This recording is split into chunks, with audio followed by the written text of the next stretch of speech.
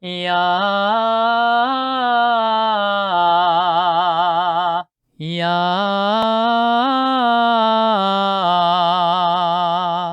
Sound check.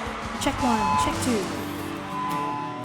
And so currently we're listening to me through this lapel. Now, I've used the lapel for many years simply because the lapel is great. In fact, I continue to use it in my lessons because it enables me to get up and walk around the room and do examples, and it's, you know, it's very versatile, it's very practical. But the audio quality is not quite up to this clever guy here. Now, this is called a SHURE SM7B. So let me turn it on.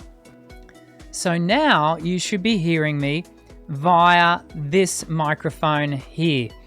So I'm hoping that you hear a real clarity.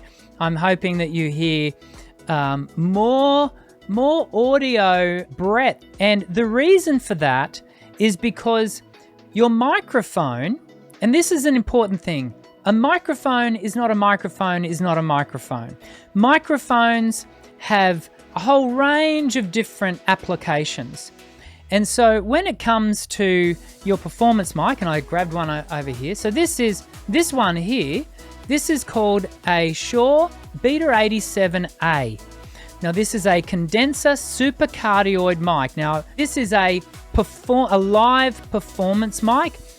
You can use it for recording, but it's designed primarily to be a performance mic in relatively refined, really well-contained venues. And if I was to, in fact I'm going to, if I unscrew this bit is just the grill.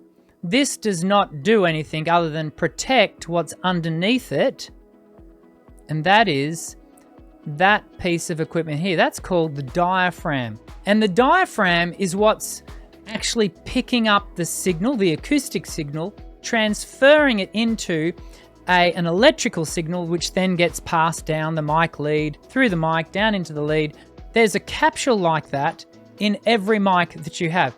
They're not all the same. And most importantly, so if you look at the difference between, if I just unclip this, if you look at the size difference between that mic, the little head on that, my lapel, which is an omnidirectional microphone, so it actually picks up everything, compared to this microphone, it's considerably bigger than that microphone tip there. If I take that, so that's I can't get close enough, but it's really little. Yeah, that capsule compared to that capsule compared to that capsule. To a certain extent, the bigger the capsule, the more information that capsule is able to capture.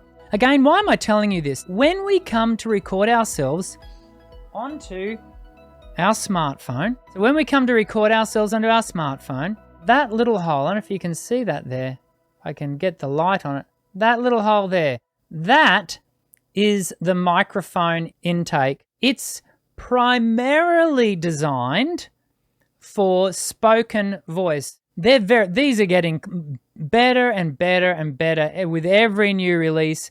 The componentry, the AI that's in these things, the smartphones, it's still little.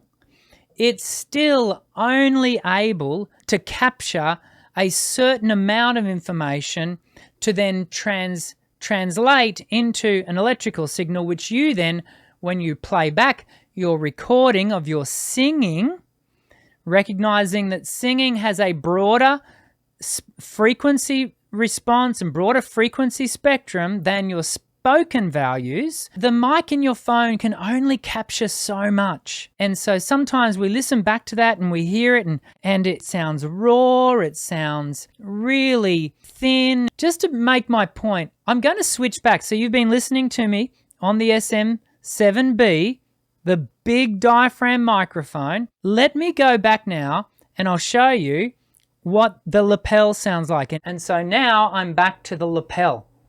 And so you can hear there's a real difference. Now what I'm going to do now is I'm just going to sing a 5-note scale. Nothing fancy, really raw. There's no effects. And have a listen to the difference in what you hear. And I'll get you to write into the comments again. What do you hear in the overall breadth of sound? The lapel first. Ya.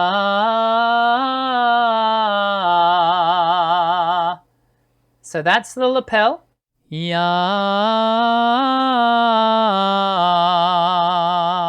Now throw into the comments, let me know what sort of difference you heard. How would you judge the difference? They are completely different mics. It's not just the size of the diaphragm, it's also the type of capsule they are. This is a cardioid, so it's a very focused capture point compared to the omnidirectional, which is a very everything capture point. Here's the thing with my voice, you will hear a real distinct difference because my voice acoustically can come off really pingy and bright and almost a bit too cutting. Well, this captures the fuller aspect of my sound and delivers a fuller picture. And so you will hear a depth of tone in my voice from this when we compare it to the lapel. They're both good. I personally think this is much better, but it's not as if the lapel was bad.